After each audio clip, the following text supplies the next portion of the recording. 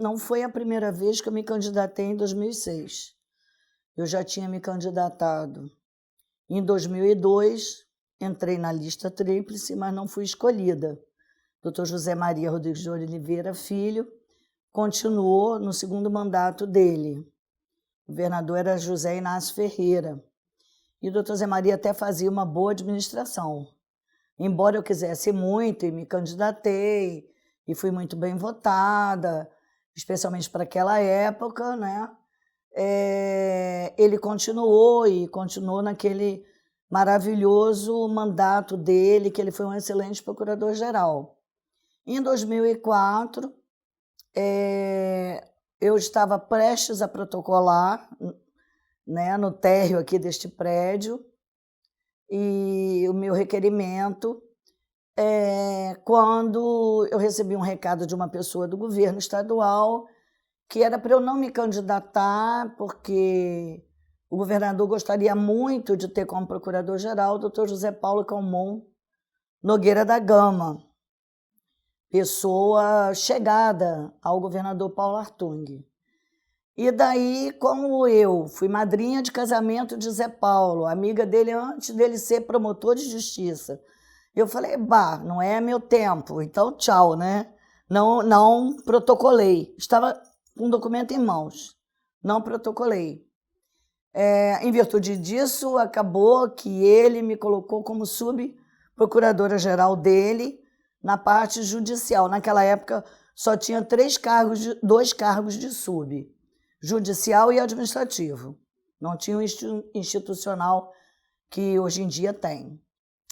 3 cargos hoje de sub. E aí, naquela parte ali judicial, eu comecei a me preparar para não desistir de candidatura mais. Eu entendia que 2006 era o meu ano. Não me perguntem por quê, mas era uma intuição. Agora eu não abro mão para ser ninguém. E o José Paulo falava, não, meu mandato é de 2 anos. Naquele período de ser sub dele, foi aquele período em que aconteceu aquele escândalo da Assembleia Legislativa do Estado, e eu cuidei de toda a parte criminal, que é uma obrigação do Procurador-Geral. Ele me delegou, por causa da prerrogativa de foro dos deputados estaduais, e eu denunciei 7 ou 8 deputados estaduais por crime de corrupção, uma série de coisas, e fiquei à frente disso tudo, tanto da investigação, quanto depois de deflagrar ação penal no TJ. Foi uma subprocuradoria de justiça muito forte. Eu tinha 8 assessores comigo, 8 pessoas formadas em direito. Tudo que eu pedi, José Paulo me deu, porque eu falei, se eu vou assinar, eu tenho que fazer. Eu não gosto de assinar nada que alguém faz, quanto mais algo político. Não era de bom alvítre, não seria ético. E daí ele me deu todas as condições e nós investigamos aqui dentro do prédio, os deputados vinham para cá, eram muito bem tratados, nunca precisei humilhar ninguém, respeitei a postura deles, mas tive que ter força, né, de ir para o tribunal, apresentar aquelas denúncias e tal. E José Paulo falou, olha, eu não vou me candidatar à recondução. Então eu me candidatei, a colega hoje aposentada, Heloísa Maltacarpe, também se candidatou, no dia seguinte que eu me candidatei, mas na última hora o José Paulo mudou de ideia, 10 minutos, 8 para fechar o prazo, foi no protocolo e protocolou. Aí eu recebi recado de todo mundo, abre mão, falei, não abro mais. Eu não estou traindo ninguém. Então, para mostrar que eu não estava traindo, na hora dessa conversa, esse é um fato que eu não comento com ninguém, então eu estou trazendo hoje nessa gravação, que é a história da minha instituição. E aí, nesse momento, eu disse, eu não estou traindo ninguém, e agora é a minha vez. Se eu entrar na lista, eu tenho certeza que será a minha vez. E era uma intuição, que era 2006, era o meu ano, eu iria ser procuradora-geral. Eu olhava para a cadeira do Zé Maria, quando eu ia no gabinete dele, e pensava, eu vou sentar ali. Não sentei, né? Ele continuou. E Zé Paulo não queria, eu olhava para a cadeira, ela é minha. Aí, na última hora, ele queria. Eu falei, agora ele até pode ficar, mas eu vou continuar. Então, o meu processo, ele foi um processo lento. Historicamente, doutora Miriam Silveira, hoje aposentada, ela deixou um legado de coragem para as mulheres se candidatarem, porque ela se candidatava, entrava na lista, mas não era escolhida, mas ela se expôs. Então, ela é a minha musa, meu ícone. Acho, assim, que ela foi muito corajosa em variados aspectos da instituição. O meu concurso de 1977, entramos eu e mais 5 colegas, uma hoje é desembargadora do TJ Carioca, foi embora, mas ficamos 5, dessas 5 hoje estamos eu e Célia Lúcia Vaz de Araújo. Foi o primeiro concurso em que as mulheres fizeram carreira, não foram embora logo. Antes nós tivemos 4 ou 5 que foram embora, mulher não fazia carreira aqui. Então a história das mulheres do Ministério Público é uma história que começa em 1977. Mulher fazendo carreira. E quando Miriam disse, cansei, não me candidato mais, aí eu passei a me candidatar como eu fiz em 2002, correto? Eu respeitava, eu pedia voto para ela, eu entrava na campanha dela como 2 irmãs. Eu não competiria com uma irmã ou com um irmão. Aí eu não abri mão, fomos vários candidatos, e eu entro. Obviamente, ficou todo mundo sem entender nada, porque eu era sub de Zé Paulo. Eu saí da sub, entreguei o cargo, não fiquei por ética. Eu entendi que eu deveria, então, sair, porque já que eu era candidata e ele era candidato, eu não saí naquele prazo pequeno, eu saí 1 mês e pouco antes e fiz a minha campanha não com muita veemência, porque para mim estava claro que Zé Paulo seria o primeiro lugar. Porque nós tínhamos, aí eu digo nós, porque eu trabalhei muito na administração de Zé Paulo, nós tínhamos feito um excelente mandato, correto? Então eu sabia que ele estava bem diante dos colegas, que ele seria super bem votado. O MP tinha um probleminha entre Zé Paulo nessa época, Zé Paulo Camão Nogueira da Gama, e Fernando Zardini Antônio. E eu era amiga dos 2. Mas havia uma divisão no Ministério Público. Um grupo era pró-Zardini, outro grupo pró-Zé Paulo, e ninguém pró-Catarina. E eu era amiga dos 2. Então, o que aconteceu? Fiz minha campanha muito simples, humilde, mas eu olhava para aquela cadeira e falava, é ali que eu vou sentar. E programei minha mente para aquilo. E tirei, então, entrei na lista e aconteceu o que eu pensei. Zé Paulo em primeiro lugar, Zardini em segundo lugar, porque quem não tem lado não ganha voto, e eu não tinha lado. Eu não tinha lado, amiga de todo mundo, e eu não tinha lado. Eu não tinha um grupo político, né? Eu não era de grupo nenhum. Eu trabalhava para quem me chama para trabalhar, eu trabalho. Até hoje eu sou assim. Eu não tenho grupo. E isso é ruim para quem quer cargo alto, né? Não é inteligente isso da minha parte. Eu fiquei em terceiro lugar, a diferença de voto não era muito grande, mas eu fiquei em terceiro lugar. E aí eu comecei a arrumar minha mala. Eu falei, eu vou morar em Guarapari, vou vir para a procuradoria, tal, para a UFES dar aula e tal. Não vou ficar morando em Vitória, não. Vou levar um outro tipo de vida. Daqui a algum tempo eu me candidato de novo. Para minha surpresa, eu levei minhas roupas todas, botei no meu apartamento, na praia de Piracanga, e aí o governador mandou ligar para mim. Era feriado de Semana Santa, aqueles dias de feriado, minha filha tinha ido para o Rio de Janeiro, eu estava sozinha em Vitória, levando coisas para Guarapari. Numa viagem de retorno, eu recebi um telefonema. O governador quer falar contigo com urgência. Eu falei, eu estou na estrada, vou parar o carro. Parei o carro e aí foi dito que às X horas era para eu ir para a casa do governo na Praia da Costa, que ia ter uma entrevista coletiva e que eu fui escolhida procuradora-geral. Aí eu só pensei assim, eu volto para buscar roupa, não tem mais roupa em Vitória. Eu não tinha roupa direitinha, né? Roupa de procuradora. Foi um problema, aquele negócio de roupa, né? Para você ver o feminino e o masculino, como é que é a vida. E daí eu me lembrei da Vera Cazé, minha amiga jornalista, e aí eu liguei para a Vera de dentro do carro. Vera, eu não sei que roupa eu visto, aconteceu isso, isso, isso. A Vera gritava no telefone de alegria porque eu tinha sido escolhida. Ela nem escutava o que eu falava. E aí ela disse, estou indo para sua casa, estou indo para sua casa. Eu, não, mas eu estou na estrada, eu estou indo. Chegou lá, a Vera me ajudou a arrumar roupa, arrumou uma saia, arrumou uma blusa. No final, aquelas coisas da vida, eu acabei dando uma entrevista de roupa rosa e lilás. Olha que coisa, né? E eu que sou feminista, que eu não gosto dessas coisas, assim.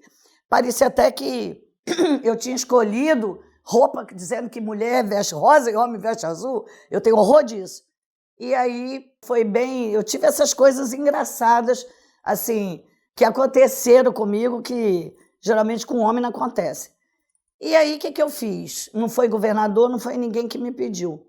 Eu escolhi os meus 2 amigos para serem meus 2 subs.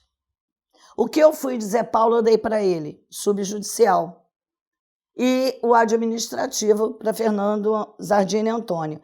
Sempre soube que eles não ficariam na nossa instituição muito tempo.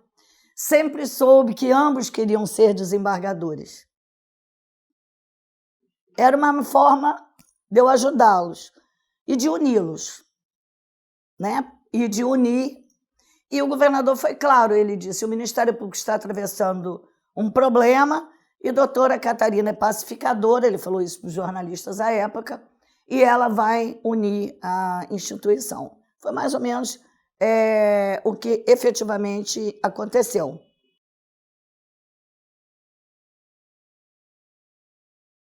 Eu, na hora, eu nem pensei nisso. Eu estava sendo a primeira daqui, ok, mas a primeira do Sudeste, não. E aí uma amiga minha de Minas Gerais me telefona no dia seguinte da minha posse e falou assim, você já observou que você é a primeira de nós do Sudeste a chefiar um Ministério Público? Eu parei assim no telefone, aí que caiu a ficha, né? Aqui eu sabia porque o Ministério Público feminino do Espírito Santo, ele era muito novo ainda, né? Começou em 77, há 42 anos atrás. Estamos em 2019. Então, não tinha antes como uma mulher ser, né? E eu fui já com vários anos de carreira, com 29 anos de carreira. Eu não fui uma promotora jovem que chegou ali, né? Eu já tinha todo um trabalho anterior, de me expor, de trabalhar, aquela coisa toda. Já era conhecida pelo meu trabalho. Eu não sou daqui, não nasci aqui, sou carioca, então eu tinha tudo para não dar certo, né? E depois eu me casei, divorciei, casei de novo, aí casei com capixaba, divorciei. Então é um lugar machista ainda, misógino pra caramba. Mas na questão, eu esqueci até que eu era feminista, até o dia que eu tinha que escrever o discurso, né? E assim, para mim foi um peso.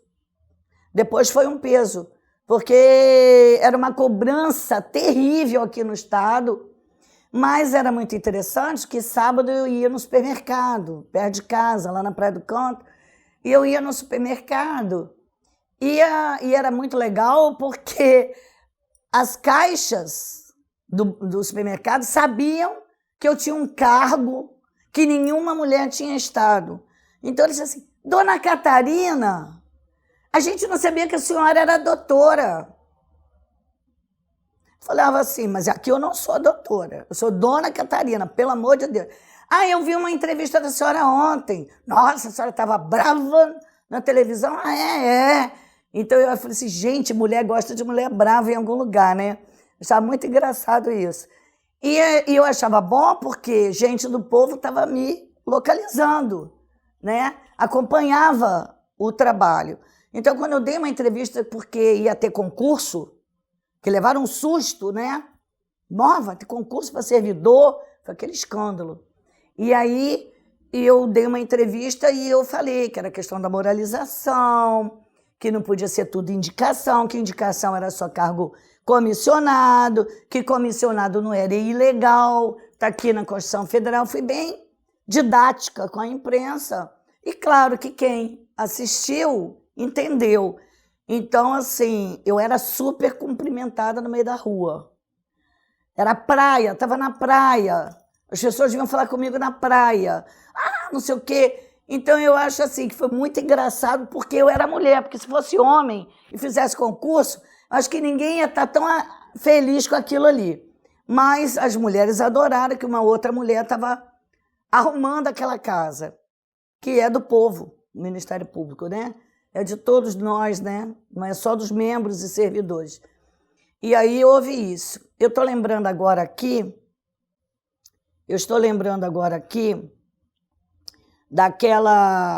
daquela situação, por ser a primeira mulher, daquela situação de que muitas pessoas querem silenciar as mulheres. As mulheres são silenciadas. Correto? Então, quando eu ia falar alguma coisa, as pessoas me cortavam a palavra. Em vários lugares que eu ia, inicialmente. Eu parava, sorria e deixava a pessoa falar. Depois que a pessoa falava, eu perguntava, me permitem que eu fale? E aí começaram a perceber que eu estava debochando. Que aí eu debochava. Posso falar? Tenho permissão para falar? E aí as coisas foram mudando. Se você olhar a história de Homero, né, a Odisseia de Homero, vocês vão ver que Penélope foi silenciada pelo filho Telêmaco. Né? Mamãe, vai para os seus aposentos. Não se meta aqui com os artistas que vão cantar. Porque os gregos estavam com muito problema voltando para casa depois da guerra. Então havia músicas de lamento. E a Penélope, muito alegre, uma pessoa feliz com ela própria, ela queria que os músicos cantassem, entoassem músicas mais alegres, não de lamento, por causa da guerra. Afinal, eles estavam voltando, era difícil voltar, né? Mas eles estavam voltando. Aí o filho vai e recrimina a mãe. Tira a mãe da festa e manda ela voltar para os aposentos dela. Tem 3.000 anos isso, né? Então, é aquela questão de silenciar. Hoje eu continuo a primeira mulher, né? Porque estou viva. E a doutora Elda Márcia entrou em 2016, eu em 2006, 10 anos depois a Elda Márcia. E pasmem que até agora, 2019, o único estado que tem mulher chefiando MP, que teve, é o Espírito Santo.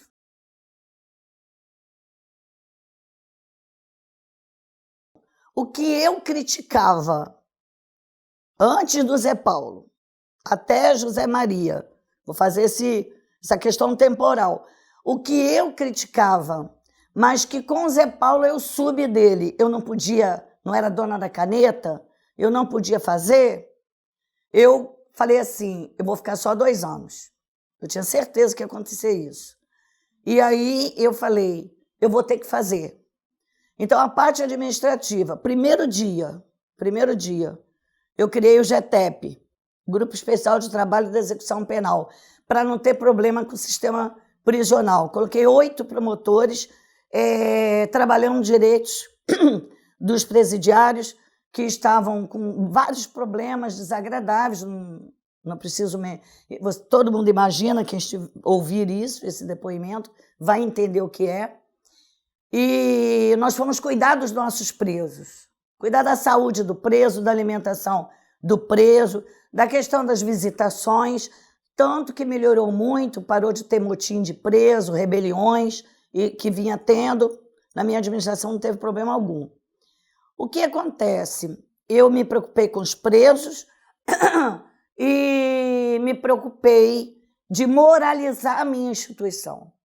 Você pode dizer, meu Deus, mas moralizar como? Era imoral? Não, não é que fosse imoral a instituição, mas a instituição, ela tinha aquela política antiga de ter servidores indicados por políticos.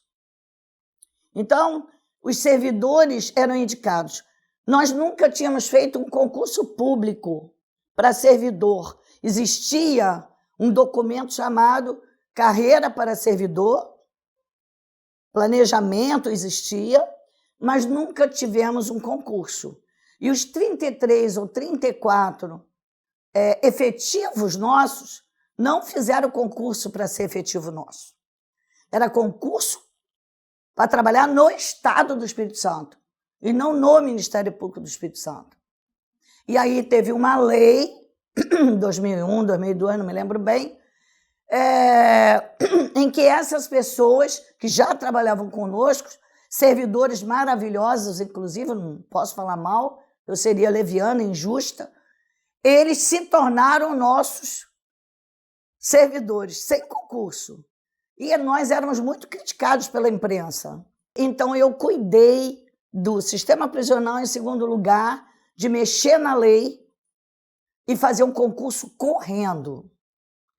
Então, em 2007, eu entrei em maio de 2006, em 2007, nós tivemos um concurso com aproximadamente 15 mil candidatos.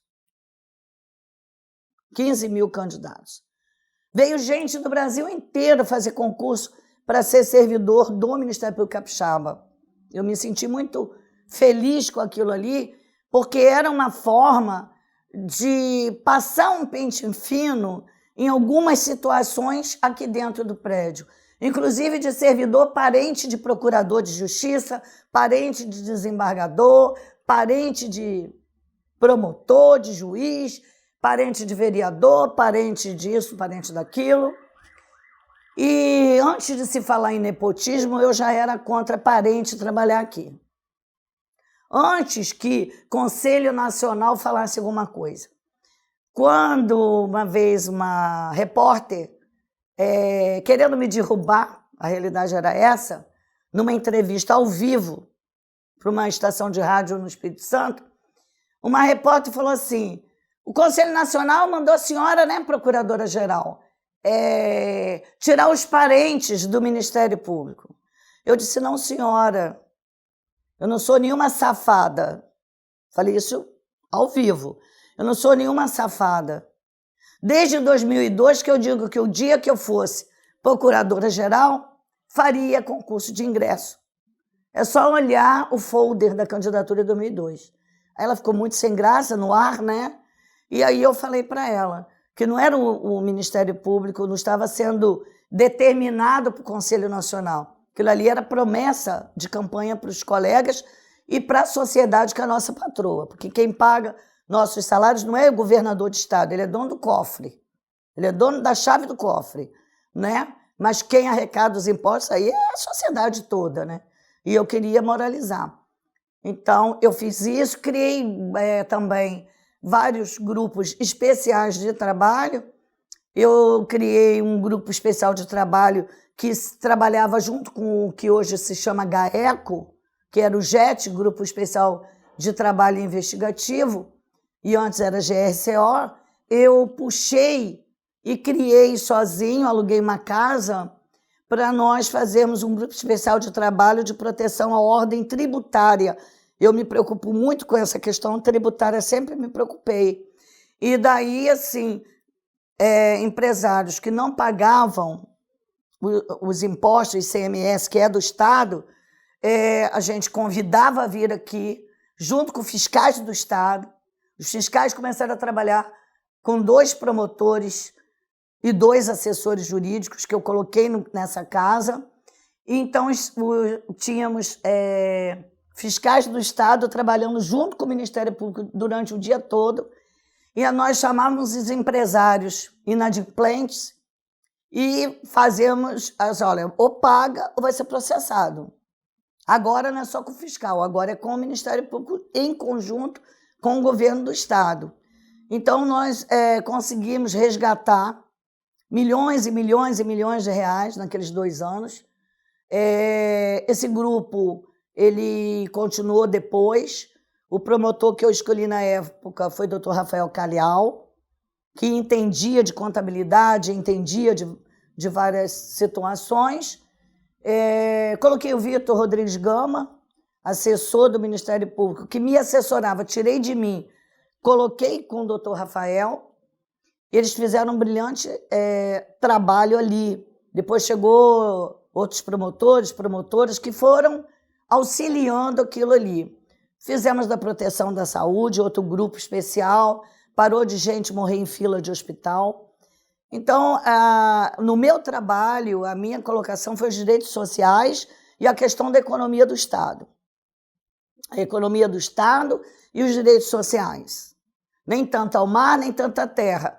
Nós ficamos trabalhando nessa coisa, porque se você não combate corrupção, não combate a sonegação fiscal, você não trabalha direitos sociais. Você não trabalha a segurança, não trabalha a educação, não trabalha a saúde, não trabalha nada, engana.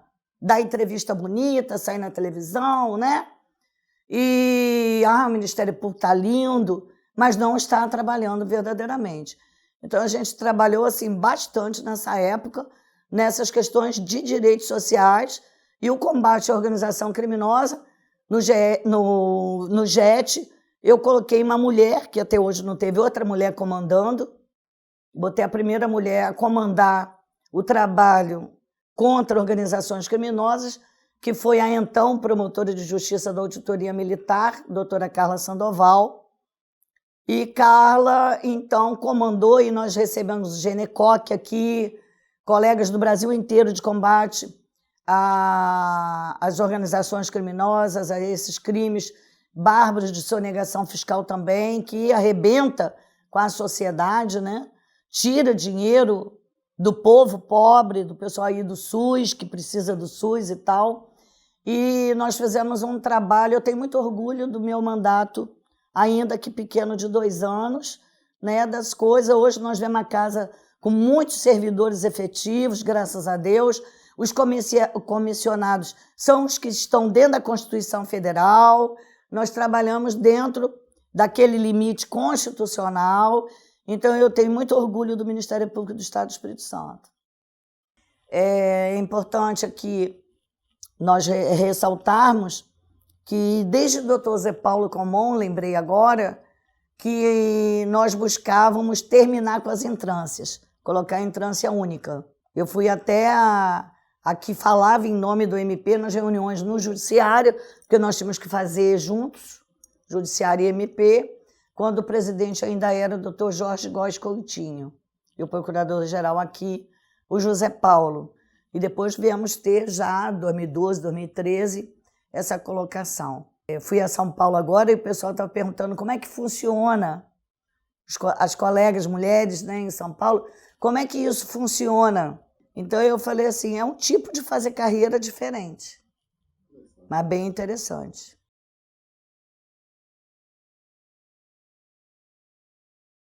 Com a Assembleia Legislativa foi excelente, porque eu já peguei um outro tipo de assembleia, tinha saído as pessoas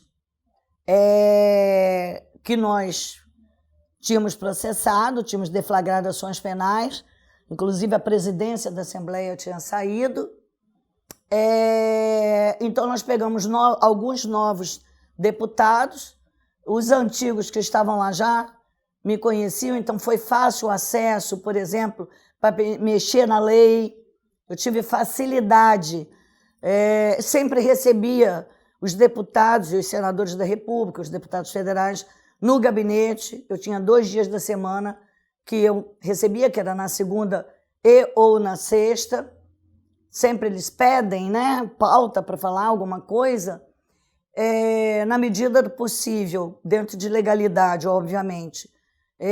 Nós sempre atendemos, procuramos nos unir com os deputados estaduais para fazer um Ministério Público forte, mas uma Assembleia também forte, de conseguinte um Estado limpo, forte, né? Com o governo do Estado era tranquilo, aprendi muito com Paulo Hartung, porque cada vez que eu ia despachar, a gente acabava que despachava, mas ficava conversando, aprendi muito de economia com ele, a verdade é essa.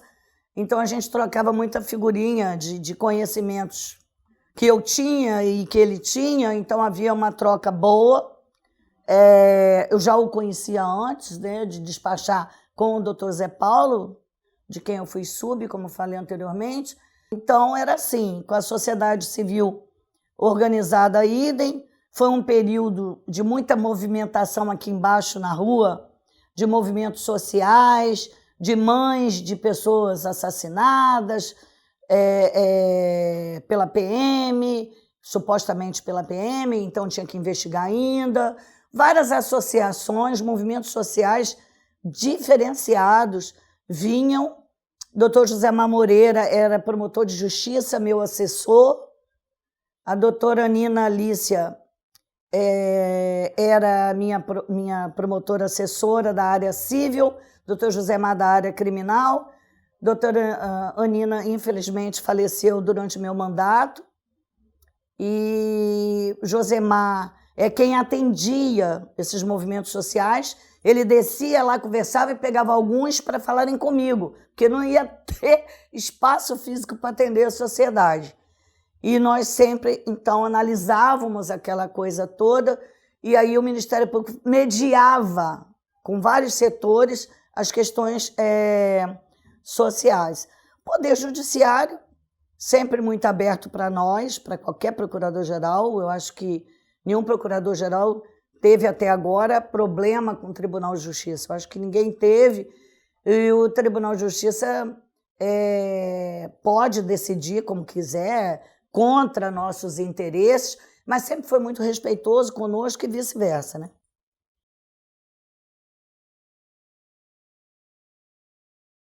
Nós tivemos essa presença marcante na questão prisional, que estava tendo problemas anteriormente, então focamos nisso. Pedimos para tirar os presos de delegacia, presos provisórios. O governo nos atendeu, o governo do Estado nos atendeu, foi uma luta isso daí, né? Eu tinha criado, na época do doutor Zé Paulo, eu como subjudicial, eu tinha criado uma sementinha do que seria o GTEP, o Grupo de Execução Penal.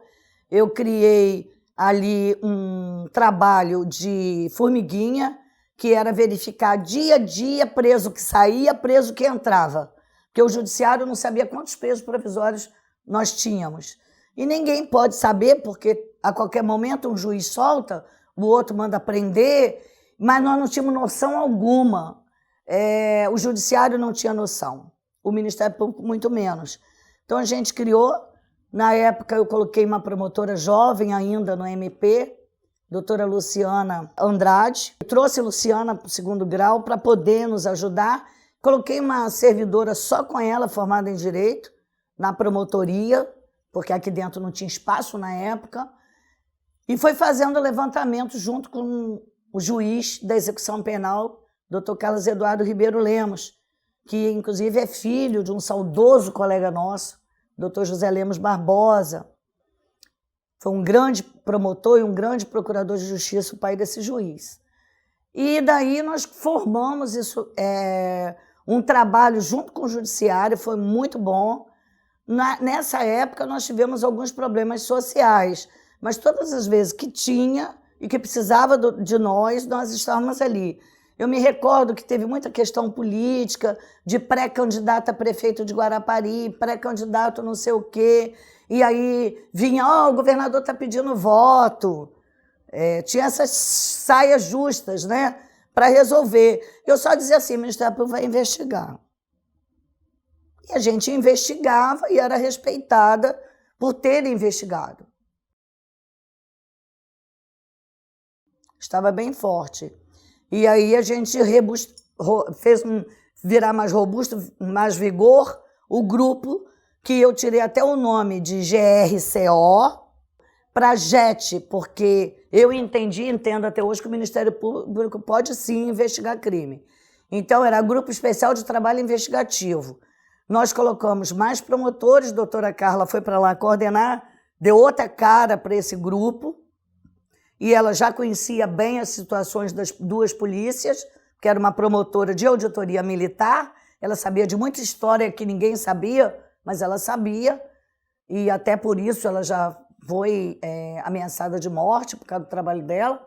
Então ela foi para lá e nós fizemos combate. Foi daí até que sediamos um GNCOC, o Grupo Nacional de Combate às Organizações Criminosas, dentro aqui do Estado, com a presença do governador do Estado, junto com aqueles promotores todos do Brasil, que vieram aqui para Vitória, que era tipo assim, você faz uma ação dessa e mostra que o Brasil todo está junto.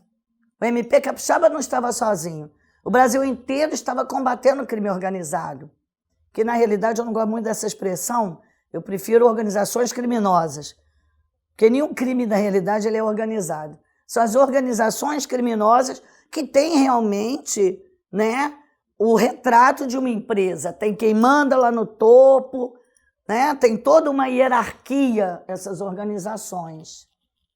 Olha, os enfrentamentos é porque a gente recebia recados e não sabíamos de quem eram aqueles recados. Aqueles recados, ameaças fortes contra alguns colegas que não gostam que dê nome, nunca me autorizaram, porque estavam trabalhando firmemente. E a minha família, eu vivi 7 anos com escolta. Eu não acho nenhum glamour ter escolta, porque a gente perde totalmente a liberdade. Mas eu tive que ter escolta durante um tempo, até aquilo tudo passar. Era um período difícil, foi um período muito difícil. O início dos anos 2000, aquele iniciozinho ali, creio eu assim, até 2010, eu coloco aí 2010 para 2011, muitas coisas aconteciam que antes ficavam debaixo do tapete e passaram a não ficar mais. E é um trabalho assim, uma administração começa, a outra dá continuidade. Os colegas não param de trabalhar. Isso é o bom no Ministério Público. É a gente perpetuar aquele princípio de direito administrativo da continuidade daquela prestação de serviço. Raramente você vê um procurador-geral fazer paralisar um determinado trabalho. Ele pode mudar, querer colocar o DNA dele ali, ok, mas parar não para. Então isso é excelente.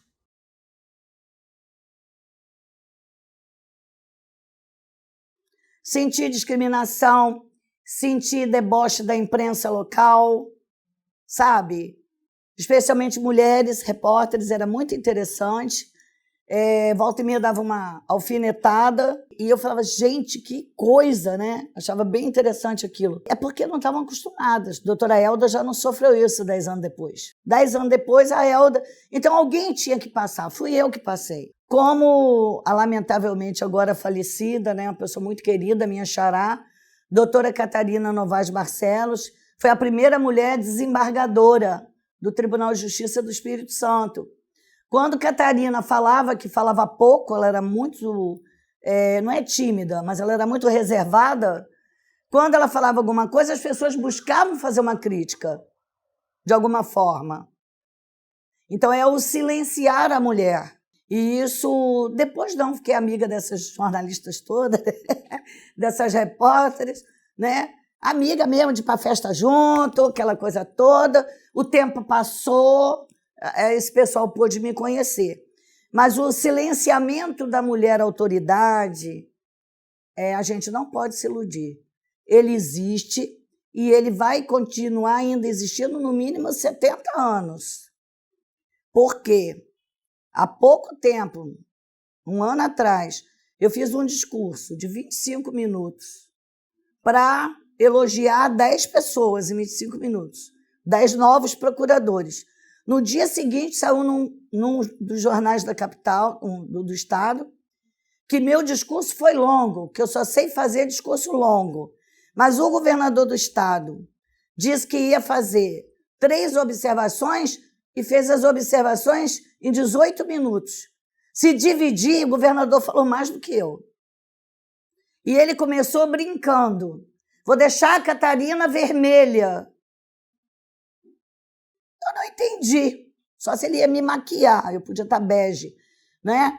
Mas ele começa a fazer a brincadeira, mas tinha gente que não entendia que ele tinha liberdade para brincar comigo, que eu não ia me ofender com o governador. Não estava ofendida com ele. Só olhei para ele, fiz umas caras feias para ele, ele riu.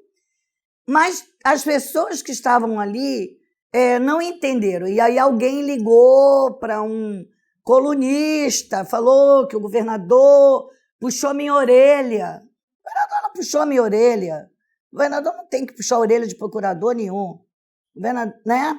Isso é bem interessante, o silenciar. As pessoas querem nos silenciar.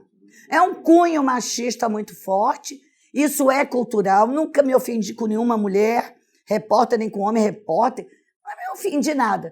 Mas eu acho assim, se isso aqui é um memorial, eu tenho que falar a verdade para que as outras mulheres que um dia acessarem o trabalho que vocês estão fazendo no memorial nosso, tá? Entendam que nós também não temos que nos ofender. Nós temos é que ensinar essas pessoas que a mulher pode, que o negro pode. Como Obama falava, we can, yes, we can. Ali não era que o homem pode, que o homem negro pode, né? Então, quando é um homem falando, ok. Quando é uma mulher falando, é não ok. Então, são situações, assim, que é cultural. Então, a gente tem uma das situações que o MP em direitos sociais tem que trabalhar cada vez mais é na questão de preconceitos em geral. Preconceito contra a mulher aqui dentro, preconceito contra a LGBTQ, tá? Preconceito sobre os negros, homens, mulheres, porque existe esse preconceito, né? Existe o racismo. Dificilmente uma pessoa se identifica como afro-brasileira, tem vergonha. Eu fiquei muito satisfeita, dia 15 de abril deste ano, que o doutor Éder Pontes da Silva, como PGJ, como procurador-geral, se definiu como afro-brasileiro no microfone. Eu achei isso fantástico para poder trabalharmos essas questões sociais de um modo em que as pessoas veem aquele homem ali. Eles dizem, olha, ele diz que ele é, ele não está com preconceito contra a ancestralidade dele, né? Quantas mulheres negras temos no MP? Vocês conhecem? Quantos homens negros? Hoje, no Colégio de Procuradores, eu estava observando. Hoje, negro só tem o Altamir Mendes Moraes, assim, mais escuro. Procurador-geral se define como afro-brasileiro, claramente. Tem gente ali que é afro-brasileiro, mas não se identifica, né? E mulher negra não tem nenhuma mulher ali que se identifique. Você vai para o primeiro grau.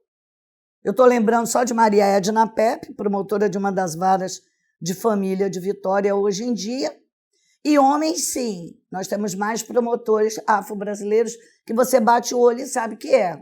Mas também não sei se eles se definem, se eles se identificam como afro-brasileiro ou como branco. Se mandar um formulário para marcar X, não sei onde marca.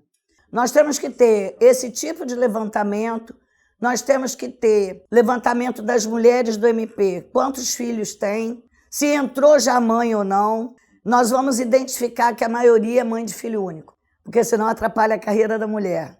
E várias estão sendo mães próximas a 40 ou já com 40. Fizeram toda uma carreira para deixar a maternidade para depois. São dados importantes, são detalhes importantes. O Ministério Público de São Paulo tem um trabalho belíssimo de estatística, né, nesse sentido, e ali as constatações são interessantes, são variadas, que às vezes a gente não pensa naquilo ali.